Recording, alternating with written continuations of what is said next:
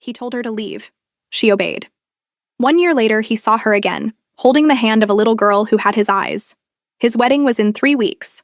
The bride was chosen by his family. The empire demanded it. But when he looked at that child, everything he had buried came back. The daughter he never knew. The woman he never stopped loving.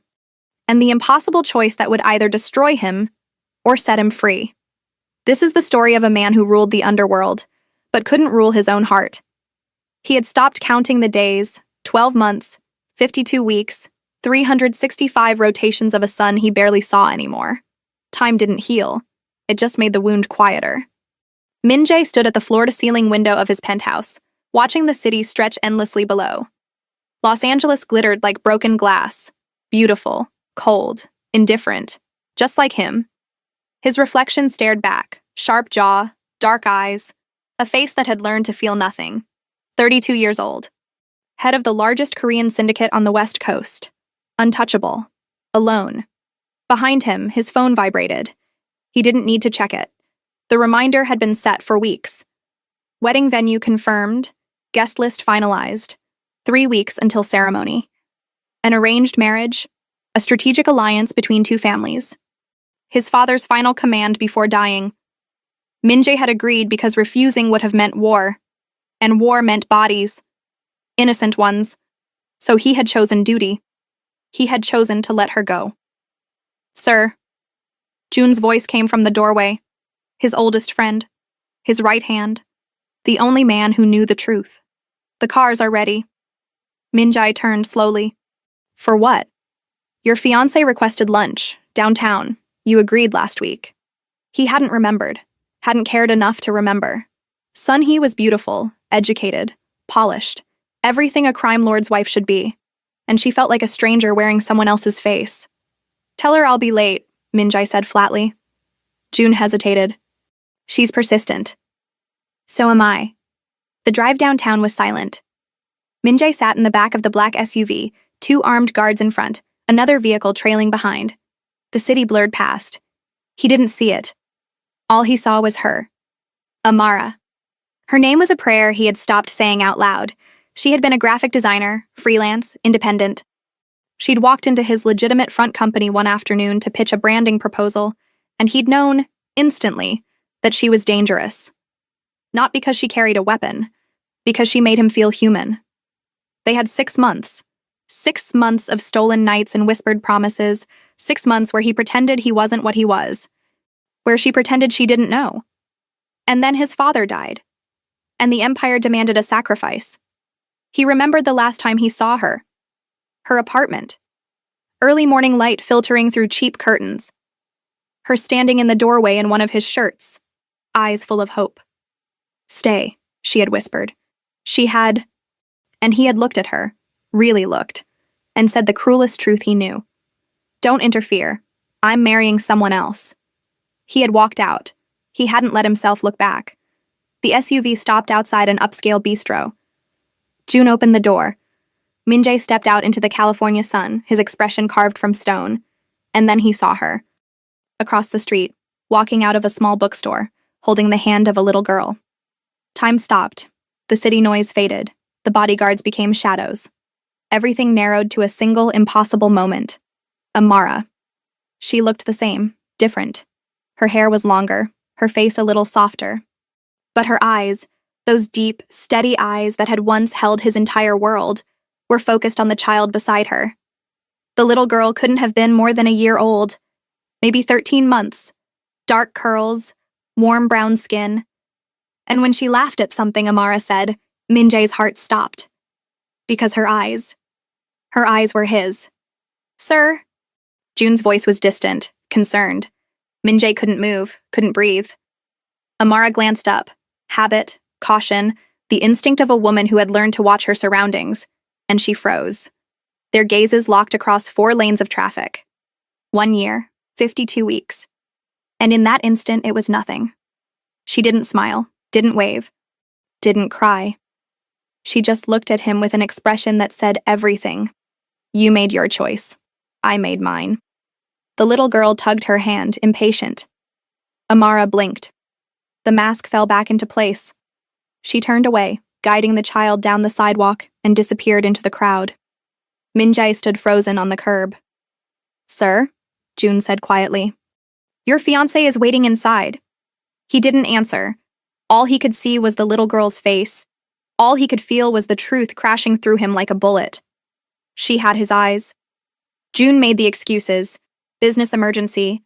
Unavoidable. Sun-hee would understand. She always did. That was the problem. Min-jae sat in the back of the SUV, staring at his hands. Hands that had signed contracts in blood. Hands that had built an empire on fear and silence. Hands that had never held his daughter. "Where to, sir?" the driver asked carefully. "The bookstore," Min-jae said. "The one across the street." June turned sharply. "Sir, now!" The SUV pulled a U-turn. Within minutes, they were parked outside the small independent bookstore. It was called Pages and Poetry. Warm light glowed through the windows. A handwritten sign advertised a children's reading hour on Saturdays. Min-jae stepped out. His guards moved to follow. "Wait here," he said. "Sir, that's not protocol." I said wait. The bell above the door chimed softly as he entered. The smell of old paper and coffee filled the air. Shelves lined every wall. A few customers browsed quietly. And there, in the back corner, sitting cross-legged on a colorful rug, was Amara. She was reading to the little girl. A picture book about a brave mouse. Her voice was soft, animated, full of the warmth he remembered. The child sat in her lap, mesmerized. Min-jae didn't move, didn't announce himself. He just stood there, watching the life he had walked away from. Amara finished the page, glanced up, saw him. Her entire body went rigid. For a moment, neither of them moved. The little girl turned, following her mother's gaze. Her big, curious eyes landed on Min-jae. She smiled. It broke something inside him. Amara stood slowly, lifting the child onto her hip. She whispered something to the girl, then walked toward him with deliberate calm. When she stopped, 3 feet away, her expression was unreadable. "You shouldn't be here," she said quietly. "I know. You made it very clear a year ago that we were done." "I know." Her jaw tightened. "Then why are you here?" He looked at the little girl. She was watching him with open curiosity, one small hand tangled in Amara's braids. "How old is she?" His voice was rough, unfamiliar. Amara's eyes flashed. 13 months. The math was simple, brutal. "What's her name?" Amara hesitated. Then softly, "Mia." Mia. It meant mine in Italian, beautiful in Spanish, beloved in Swahili. "Is she mine?" The question came out hoarse. Amara's expression didn't change. "Does it matter?" "Yes." "Why?" Her voice was steady, but her eyes were fire. "You have a wedding in 3 weeks, a bride, a future. You chose that." "I didn't know. You didn't ask." She adjusted Mia on her hip, her movements protective. "You said don't interfere, so I didn't. I built a life. I'm building a good life for her. We don't need anything from you." "Amara?" "No." Her voice cut through the quiet bookstore. "You don't get to do this. You don't get to walk back into my life because you saw us on the street. You made a choice. Live with it." Mia reached out suddenly, small fingers stretching toward Min-jae's jacket. He froze. Amara pulled her hand back gently. "No, baby, not him." The words were a knife. Min-jae forced himself to meet Amara's eyes. "I need to know. Is she mine?" Amara stared at him for a long moment. Then she did something he didn't expect. She laughed, not cruelly, not bitterly, just tired. "You want a DNA test, a signed confession? What would you do with that information, Min-jae? Tell your family? Introduce her to your world?" She shook her head. "She's 13 months old. She doesn't need a crime lord. She needs a father. And you chose not to be one." "I didn't know she existed." "You didn't want to know." Amara's voice softened, and somehow that was worse. "You wanted clean. You wanted done. So I gave you that. I'm giving you that now. Walk away. Again. You're good at it." He wanted to argue, wanted to demand answers, wanted to fall to his knees and beg forgiveness for a sin he hadn't known he'd committed. But Mia was watching him with those eyes. His eyes. And he realized something. Amara was right. He had chosen. And his choice had built this wall between them. "I'm sorry," he said quietly. Amara blinked, surprised. She hadn't expected that. For what? She asked. For making you do this alone. Her eyes glistened, but she didn't cry. She just nodded once. Okay, now go. He should have, but his feet wouldn't move. I'm getting married in 3 weeks, he said. I know. I saw the announcement. I don't love her. Amara's expression hardened. Then why are you marrying her? Because my family needs the alliance. Because refusing means war. Because... He stopped. The truth was too heavy. Because I'm my father's son. Then be him, Amara said softly. Build your empire. Marry your bride. Forget us. It's what you're good at. She turned to leave. Amara. She stopped but didn't turn around. If she's mine, he said, voice breaking. I want to know her. Amara looked back over her shoulder. Her face was calm, resolved. She's not yours, she said. She's mine. I'm the one who stayed. And she walked away, Mia's small hand waving bye-bye over her shoulder. Min-jae stood alone in the bookstore, surrounded by stories with happy endings, and he realized he had just lost his. Min-jae didn't go home. He sat in the SUV outside the bookstore for 2 hours, watching, waiting. June didn't ask questions. The guard stayed silent. When Amara finally emerged, locking the door behind her, Mia was asleep against her shoulder. She walked 3 blocks to a modest apartment building, old but clean, safe. Min-jae memorized the address, then he made a call. Background check, he said when his head of security answered. Amara Okafor, everything. Employment, finances, medical records. I want to know if she's safe. There was a pause. Sir, is this about... Just do it. The report arrived within 6 hours. Min-jae read it alone in his office, whiskey untouched on the desk, the city dark beyond his windows. Amara Okafor, age 28. Freelance graphic designer, single mother, no criminal record. No outstanding debts. Rents a 1-bedroom apartment in Koreatown. Works from home. Clients include small businesses, nonprofits, a few corporate contracts. Medical records. Prenatal care starting 14 months ago. Emergency C-section. Mother and daughter healthy. Father, not listed on birth certificate. Min-jae stared at that last line until the words blurred. Not listed.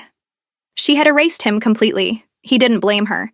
The next section made his chest tighten. Financial status. Stable but tight. Monthly income averages $3,200. Rent $1,400. Daycare $800. Utilities, food, insurance. Savings account $147. She was barely making it. And she hadn't asked him for a single thing. Min-jae closed the file, leaned back in his chair, stared at the ceiling. A year ago, he had chosen his family's empire over the woman he loved. Now she had built an empire of her own. Smaller, quieter, but real. And he was the outsider. His phone buzzed. A message from Sunhee. You missed lunch. Again. Should I be concerned? He typed back. Business emergency? I apologize.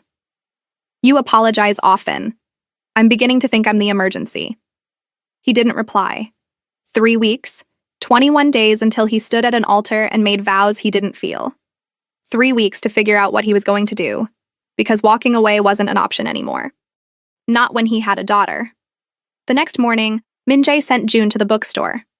Deliver this, he said, handing over a sealed envelope. Don't say it's from me. Just leave it on the counter. June looked at the envelope. What's inside? None of your business. Inside was a cashier's check, $50,000. No note, no explanation. And a burner phone number written on a small card. If you need anything. MJ. Amara found the envelope that afternoon. She opened it in the back room, Mia napping in her carrier.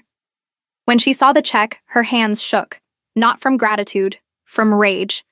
She tore it in half, then quarters, then into pieces so small they looked like snow.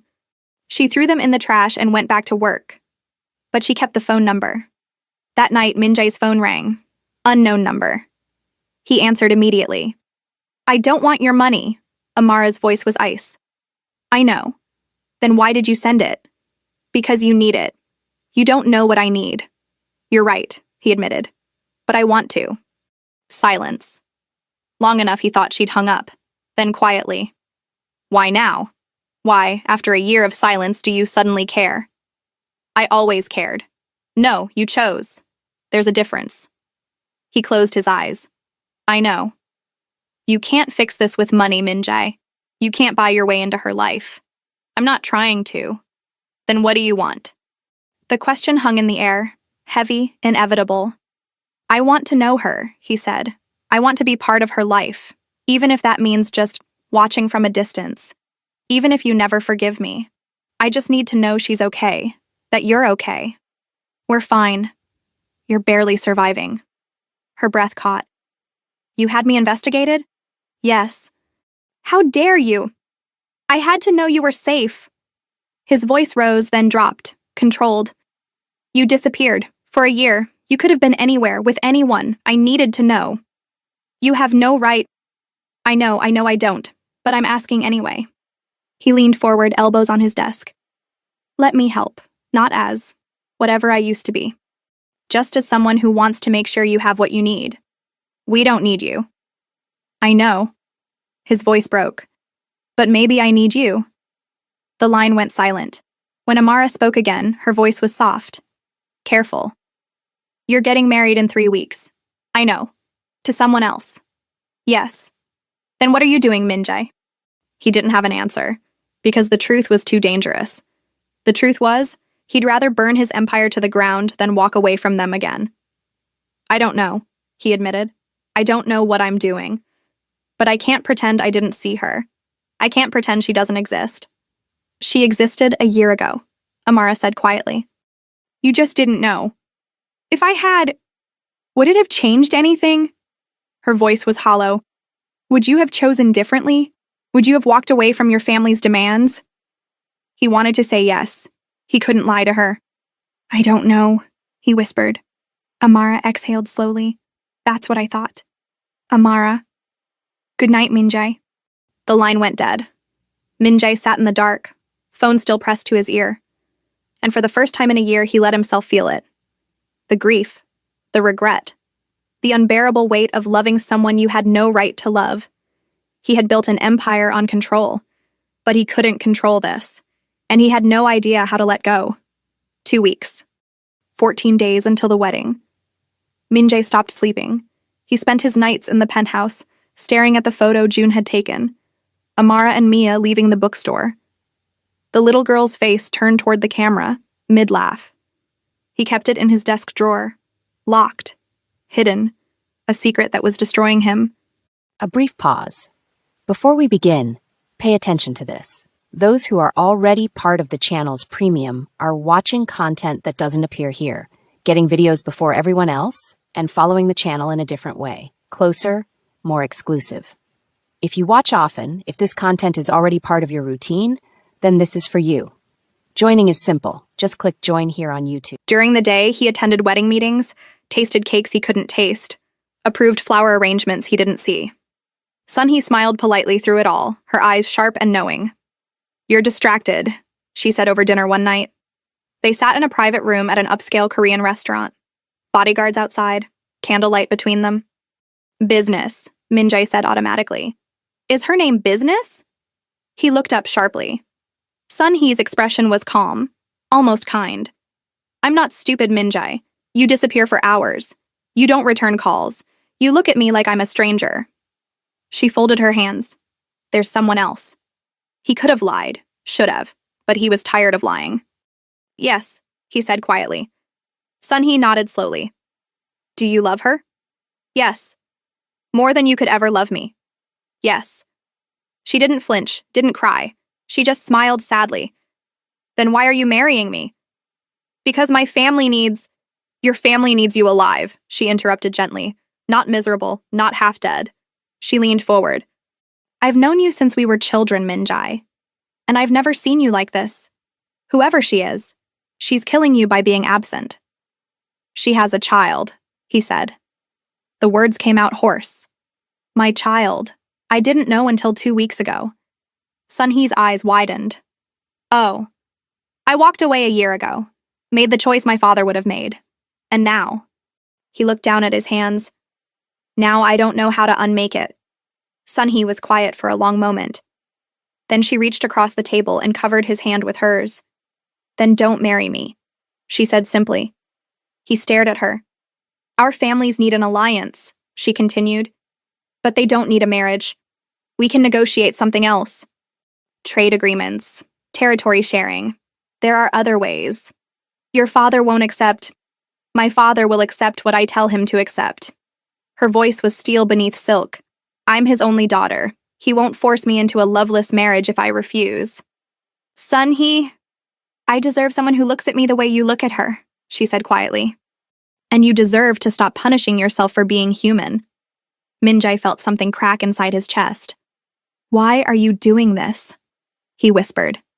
Because I've known you my whole life, Sun He said. And I've never seen you fight for anything except power. Maybe it's time you fought for something real. She stood, smoothing her dress. I'll talk to my father tomorrow. You talk to yours. She smiled. Well, his memory at least. She left him alone in the private room. And for the first time in a year, Minjai felt something like hope. Minjai went to his father's grave. It was early morning. The cemetery was empty except for crows. His father's headstone was black marble. Simple, intimidating even in death. Kim Dae-jung, leader, father, legend. Minjai stood there for an hour, silent. I'm breaking the alliance, he finally said. Sun He and I won't marry. I'm going to negotiate something else. Something that doesn't cost me my soul. The wind moved through the trees. You'd call me weak, Minjai continued. You'd say I'm choosing a woman over the family, over the empire. He paused. And you'd be right. I am. He crouched down, touching the cold stone. But I have a daughter, Abeoji. A daughter I didn't know existed. And if I marry Sun He, if I keep living the life you built for me, I'll lose them both. Forever. His voice broke. I can't be you anymore. I don't want to be you anymore. He stood, bowed once, deeply, and walked away from his father's shadow. Amara was closing the bookstore when Minjai appeared. She saw him through the window, standing across the street, just watching. She locked the door, picked up Mia from her playpen, walked outside. Minjai crossed the street slowly. No guards, no SUV, just him. You're alone, Amara said carefully. I wanted to talk. Really talk, not through bodyguards and bulletproof glass. Mia stared at him with wide eyes. She'd seen him twice now. She was starting to recognize him. Talk then, Amara said. I called off the wedding. Her breath caught. What? Sun He and I won't marry. We're negotiating a different alliance. One that doesn't require me to. He stopped, started again. One that doesn't require me to give up what matters. Amara's eyes searched his face. Minjai, you can't just... I know what I'm risking, he interrupted. I know this could cost me everything. My position. My family's respect. Maybe even my life if the wrong people decide I'm weak. He took a step closer. But I'm risking it anyway. Why? Because she's mine. He looked at Mia. Because you're mine. And I walked away once. I won't do it again. Amara's eyes filled with tears. She blinked them back furiously. You don't know what you're saying. I know exactly what I'm saying. We're not a fantasy, Minjai. We're real, messy, complicated. Mia wakes up 3 times a night. I work 70 hours a week just to keep us fed. We don't fit into your world. Then I'll leave my world. You can't. Watch me. Mia reached out suddenly, grabbing Minjai's finger. He froze, looked down. She smiled at him, trusting, innocent. And he broke. I'm sorry, he whispered. I'm so sorry I wasn't there, that I didn't know, that I walked away. He looked at Amara. I can't undo that, but I can be here now, if you let me. Amara stared at him, torn, terrified, hopeful. You'll hurt us again, she said softly. Maybe. You'll choose your empire over us when it gets hard. Never. How do I know that? You don't. His voice was raw, honest. You just have to trust me, and I know I haven't earned that, but I'm asking for the chance to try. Silence stretched between them. Mia tugged his finger. Dada? Minjai's entire world stopped. Amara's eyes widened. She's just babbling. She doesn't... Dada, Mia said again, more insistent. Minjai looked at Amara. Can I hold her? Amara hesitated. Then slowly, she shifted Mia toward him. The moment Mia settled into his arms, something inside Minjai healed. She was warm, solid, real. His daughter. "Hi," he whispered. "I'm your dad. I know I'm late, but I'm here now." Mia patted his face curiously, smiled. Amara watched them, tears streaming silently down her face. "One chance," she finally said. "That's all you get." Minjai looked at her.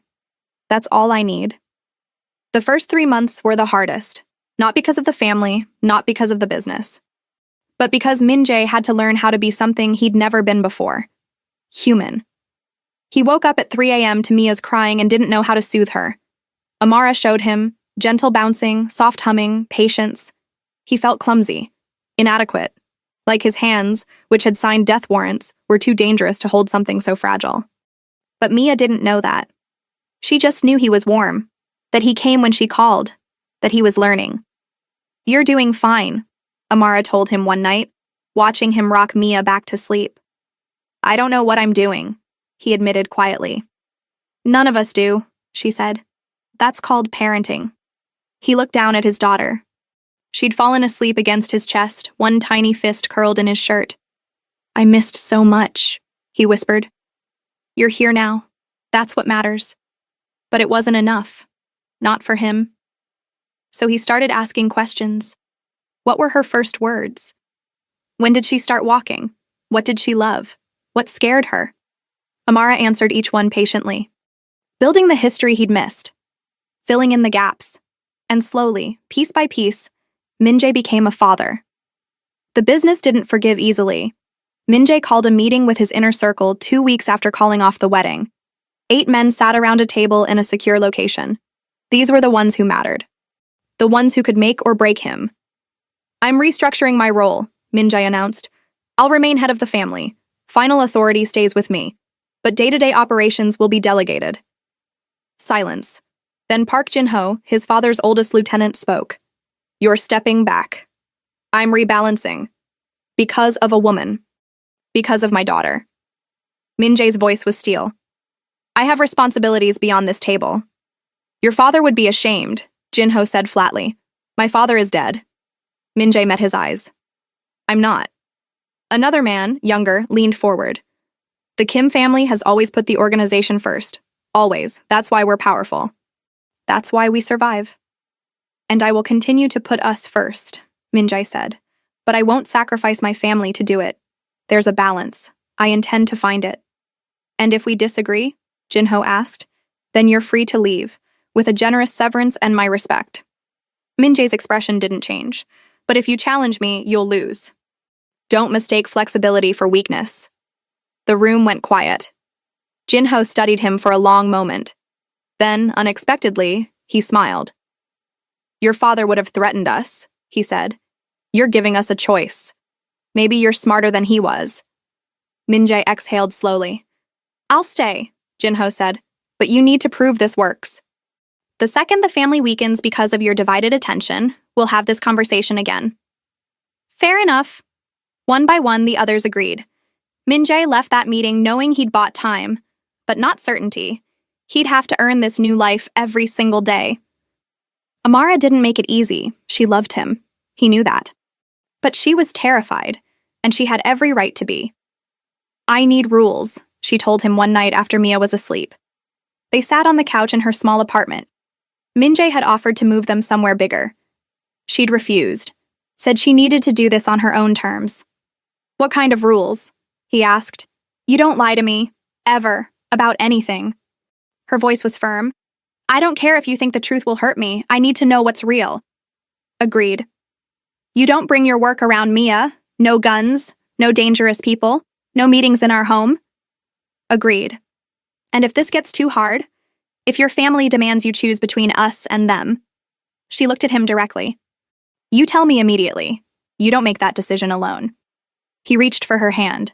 She let him take it. "I won't put you in that position again," he said. "You can't promise that." "I can promise I'll fight like hell to avoid it." She was quiet for a moment. Then, "I'm scared." "So am I." "Of what?" "Of failing you." Of being the man my father raised instead of the man you deserve. He squeezed her hand. Of losing this. Amara leaned her head on his shoulder. Then don't lose it. I won't. It was a promise he intended to keep. Month 4 brought the first real test. A rival organization made a move on Kim territory. Bold. Aggressive. Designed to see if the rumors were true, that Minjae had gone soft. The old Minjae would have responded with overwhelming force. Swift, brutal, unmistakable.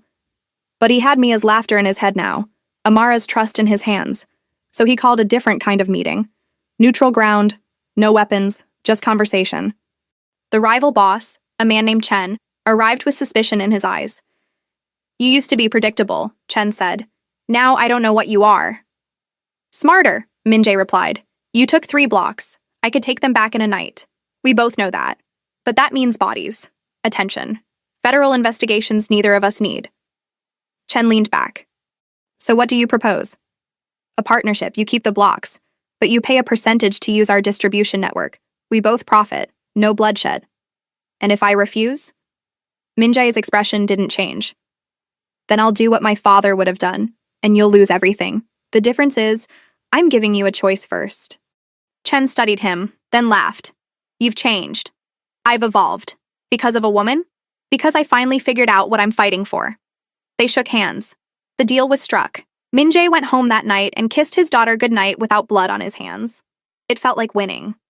6 months in, Minjae took Amara and Mia to meet his mother. She lived in a quiet neighborhood in Pasadena. Elegant, reserved. She'd separated from his father years before he died, unable to bear the violence anymore. Minjae hadn't seen her in 2 years. He knocked on her door with Mia on his hip, Amara beside him. When his mother opened the door and saw them, her hand went to her mouth. Minjae, she whispered. Yama, I'd like you to meet someone. Mia stared at her grandmother with wide eyes. Minjae's mother started crying immediately. She has your father's eyes, she said softly. But your smile. Her name is Mia. Mia, his mother repeated, reaching out tentatively. Mia let her touch her hand. And you must be Amara. Amara nodded, nervous. It's an honor to meet you, Mrs. Kim. Please, call me Haewon. She stepped back, wiping her eyes. Come in, please. They spent the afternoon drinking tea while Mia played with old toys Minjae's mother had kept in storage. His childhood things. A wooden train set, picture books in Korean. I thought you'd never come back, his mother said quietly. I didn't think I could, Minjae admitted. I thought I'd become him, completely. But you didn't. I almost did. Haewon looked at Amara, then at Mia. They saved you. Yes. Then they saved me too. She reached across and took his hand. I lost your father to that world. I thought I'd lost you too, but you found your way back. Minjae's throat tightened. I'm trying. That's all any of us can do. When they left that evening, Mia waved bye-bye to her grandmother. Haewon stood in the doorway watching them go, tears streaming down her face. But she was smiling. The house in Silver Lake came next.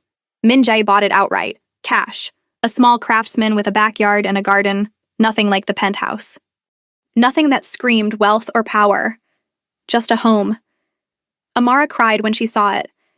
It's too much, she said. It's ours. Minjae, marry me. She froze, stared at him. What?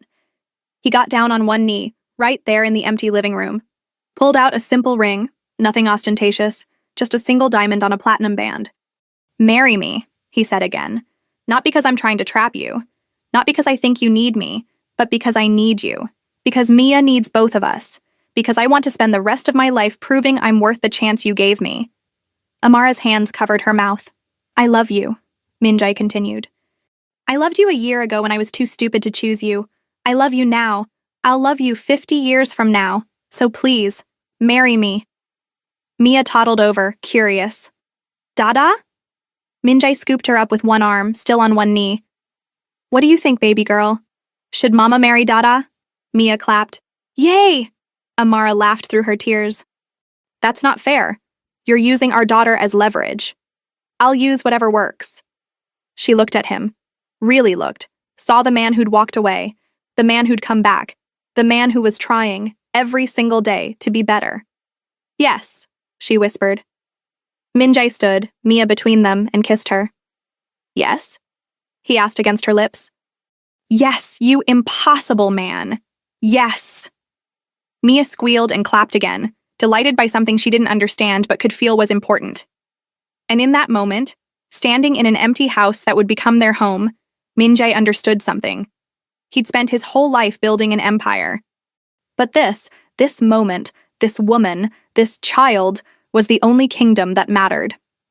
The wedding was small, just 20 people. Hae-won, June, Sun-hee, who brought her new fiancé and gave Amara a warm hug, a few of Amara's friends, Jin-ho and 2 other lieutenants who'd become unexpected supporters. They got married in the backyard of their new home. Mia was the flower girl, scattering petals everywhere except the aisle. Everyone laughed. Min-jae wore a simple suit. Amara wore a cream dress that made her look like sunlight. When the officiant asked if he took Amara to be his wife, Min-jae didn't hesitate. I do, completely, forever. Amara cried. He cried. Even June looked suspiciously misty-eyed. When they kissed, Mia yelled, Yay! And everyone applauded. That night, after the guests left and Mia was asleep, Min-jae and Amara sat on the back porch under string lights. We did it, Amara said softly. We did. I didn't think this was possible a year ago. Neither did I. She leaned against him. Do you miss it? Your old life? No. Not even a little? Amara. He turned to face her. I spent 32 years being someone I hated, doing things that kept me awake at night, building power I didn't want. He brushed a strand of hair from her face. And then I met you. And for the first time, I wanted to be better. Not for the family, not for the business. For you. For Mia. For myself.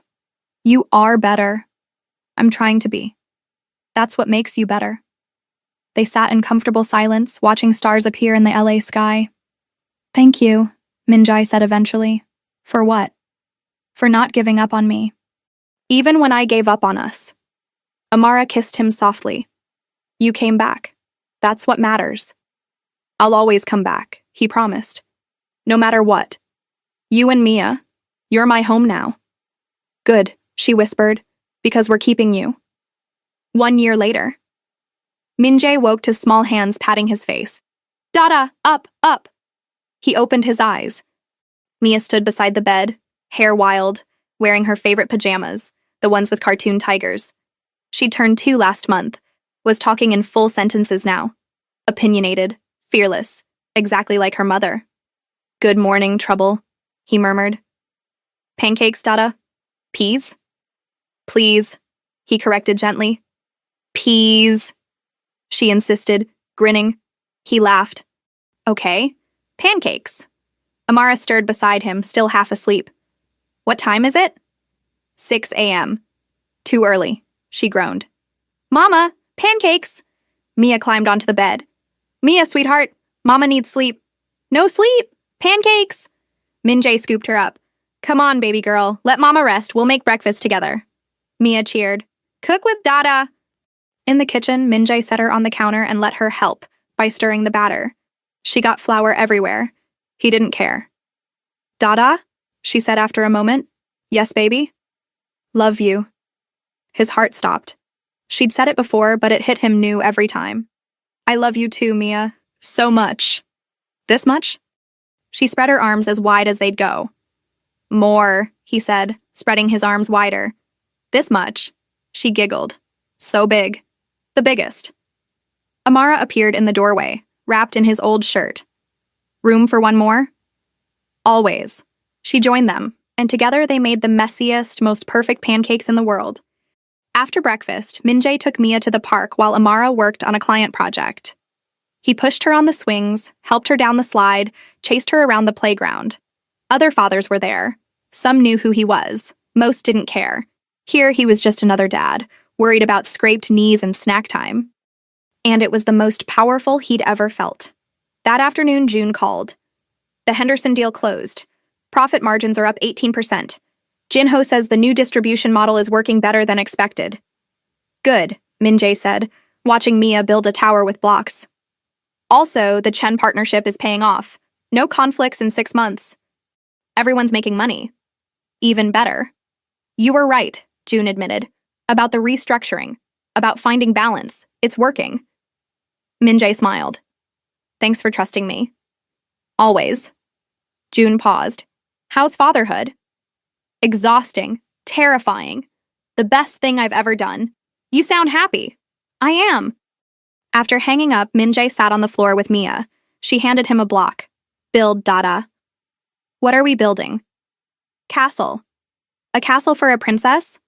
No, castle for Mia. He laughed. Of course, a castle for Mia. They built together, her small hands knocking down towers he carefully constructed. She thought it was hilarious. And he realized something. This was his empire now, not territory or power or fear. These moments, this love.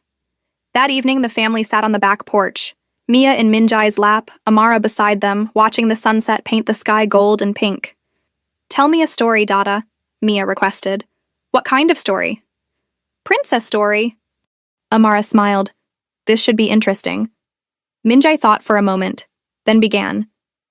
Once upon a time, there was a prince who lived in a very tall tower. He had everything, jewels, gold, power, but he was very lonely. He didn't know how to be happy. Mia listened, enraptured. One day, a beautiful woman came to the tower. She wasn't a princess. She was just herself. And when the prince saw her, something changed. For the first time, he wanted to be better. Did he love her? Mia asked. Very much, but he was scared, so he sent her away. That's sad, Dada. It was very sad. The prince thought he'd done the right thing, but he was wrong. What happened? The woman had a baby. The most beautiful little girl in the world. Mia smiled. Like me? Exactly like you, Min-jae said, kissing her head. And when the prince saw them again, he realized he'd made a mistake. So he did something brave. What? He left his tower. He gave up his gold. And he went to them and said, I'm sorry. I was wrong. Can I be part of your life? Did they say yes? The woman was scared, but she gave him one chance, and the prince worked very hard to be the kind of man they deserved. And then they became a family, and they lived happily ever after. Mia yawned. Good story, Dada. I thought so too. Amara's eyes were wet. She mouthed, I love you. He mouthed it back. As the sun disappeared and stars began to emerge, Min-jae held his daughter close and felt his wife's hand in his. He thought about the man he'd been, the violence he'd inherited, the empire built on fear. And then he looked at what he'd built here, a home, a family, a love that felt like redemption. His father had taught him that power was everything, but his daughter taught him something better. That love was the only power that lasted. That choosing connection over control was the bravest thing a man could do. That walking away from darkness toward light wasn't weakness, it was strength. Mia fell asleep in his arms, peaceful and trusting. And Min-jae made a silent promise. He would spend the rest of his life being worthy of this. Of them. He would be the father his daughter deserved. The husband his wife chose.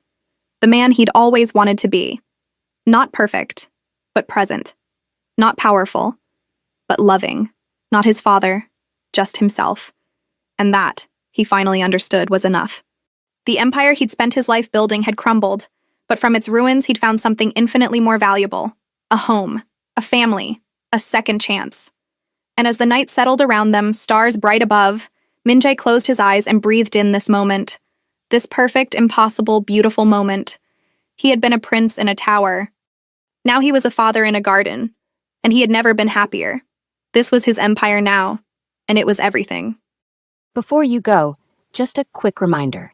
If you want exclusive stories, members-only videos, and early access before anyone else, you can become a channel member by clicking Join right here on YouTube. Your support helps this channel grow and allows me to bring you deeper, more powerful stories every week. All support options are in the description. Thank you for being here. See you in the next story.